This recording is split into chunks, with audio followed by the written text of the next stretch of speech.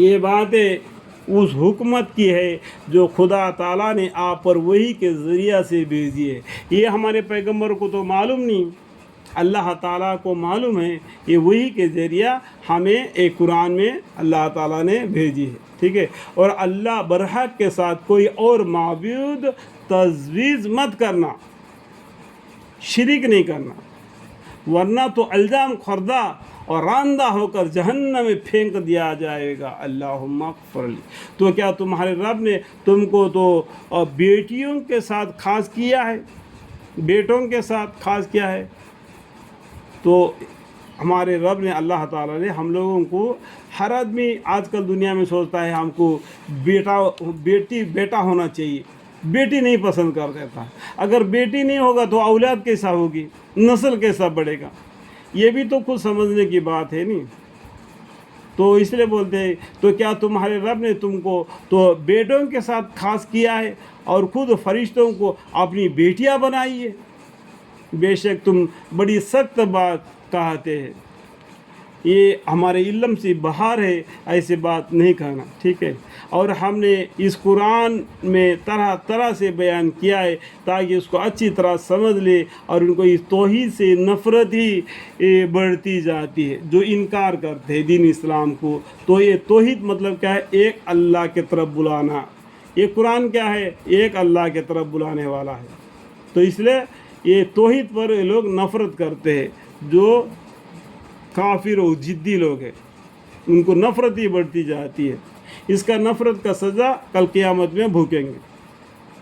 تو میں سمجھانے کے لیے اس قرآن کے اندر کے جو معنی مفہوم ہیں ان کے ساتھ اور بھی ملا کر سمجھ میں آنے کے لیے میں کہہ رہا ہوں، ٹھیک ہے۔ تو اللہ تعالیٰ میرے آگے بڑھ کر بات چیت کرنے کو بھی مجھے معاف فرمائے۔ تو میری کوشش کو تو اللہ تعالیٰ بہتر جانتے ہیں، ٹھیک ہے۔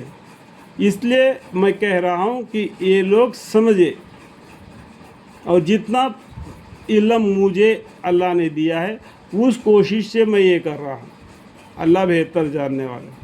آپ فرمائیے کہ اگر اس کے ساتھ اور معبود بھی ہوتے جیسا یہ لوگ کہتے ہیں، تو آپ مطلب کیا ہے؟ ہمارے محمد صلی اللہ علیہ وسلم کہہ دیجئے، جس طریقے سے یہ لوگ جو نصرانی لوگ عیسیٰ علیہ السلام کو، یہودی لوگ عزیر علیہ السلام کو، اور ہم لوگ اللہ تعالیٰ کو مسلمان، اور جو کافی لوگ ہیں بہت سے معبودوں کو عبادت کرتے ہیں۔ تو اس حالت میں عرش والے تک انہوں نے راستہ ڈھونڈ لیا ہوتا۔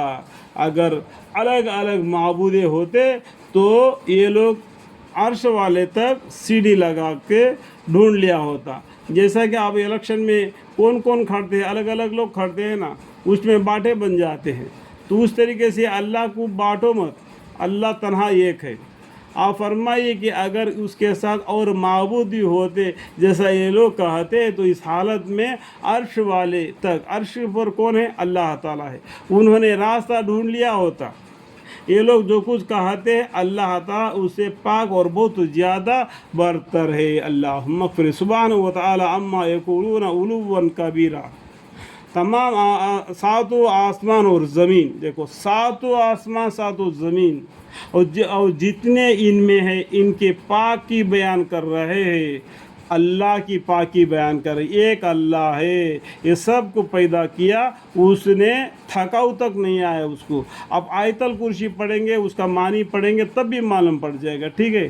آیت الکرسی 30واں پارے میں پہلے ورق میں ہے، ٹھیک ہے، ٹھیک ہے۔ تمام ساتوں آسمان اور زمین اور جتنے ان میں ہے اس کی پاکی بیان کر رہے ہیں اللہ کی، ٹھیک ہے۔ اور کوئی چیز ایسے نہیں جو تعریف کے ساتھ اس کے پاکی کالن یا حالن بیان نہ کرتی ہو، لیکن تم لوگ ان کے پاکی بیان کرنے کو سمجھتے نہیں ہو۔ جانور بھی، پیڑ پودے بھی، پرندے بھی اللہ کی پاکی بیان کرتے ہیں، لیکن وہ ان کا بیان تم کو سمجھ میں نہیں آتا، تم کو سننے نہیں آتا۔ وہ بڑی حلیم ہے، بڑا غفور ہے۔ وہاں مطلب کون ہے؟ اللہ تعالیٰ۔ وہاں کا مطلب سمجھ گئے؟ وہاں بڑا حلیم ہے، बड़ा गफूर है। कौन? अल्लाह ताला।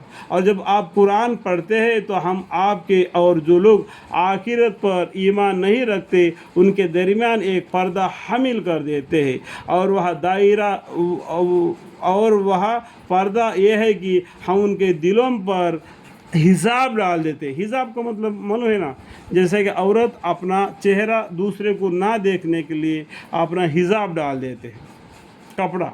जिस तरीके से जो नाफरमानी लोग हैं, अगर हमारे पैगम्बर सल्लल्लाहु अलैहि वसल्लम जब कुरान पढ़ते हैं तो उनका दिल के ऊपर एक हिजाब डाल देते हैं कि हक बात को समझे ना, क्योंकि ये लोग समझने लायक भी नहीं, ये उल्टा सुलटे बातें कहते कुरान के बारे में भी, हमारे पैगंबर के बारे में भी, और मुसलमानों के बारे में भी। और जब आप कुरान पढ़ते हैं तो हम आपके और जो लोग आखिरत पर ईमान नहीं रखते उनके दरमियान एक पर्दा हामिल कर देते हैं, और वह पर्दा यह है कि हम उनके दिलों पर हिसाब डाल देते हैं, इससे कि वह इस कुरान को मकसूद को समझे और उनके कानों में टाड़ देते हैं। अल्लाहुम्मा अग़फ़िर। और जब आप कुरान में सिर्फ अपने रब का जिक्र करते हैं तो वह लोग नफ़रत करते हुए पश्च फेर कर चल देते हैं। अल्लाह का जिक्र करते हैं तो ये लोग क्या, क्यों? इनका दिलों में वही माबूद ठहर गए हैं जिनको वो लोग अल्लाह को छोड़कर इबादत करते हैं। जो हमारे पैगम्बर सल्लल्लाहु अलैहि वसल्लम अल्लाह का जिक्र करते तो इनका दिल में नफ़रत पैदा हो जाता है, तो वो लोग पश्च फेर करने पीठ दिखाकर मजलिस से चल देते हैं। अल्लाहुम्मा अग़फ़िर ली।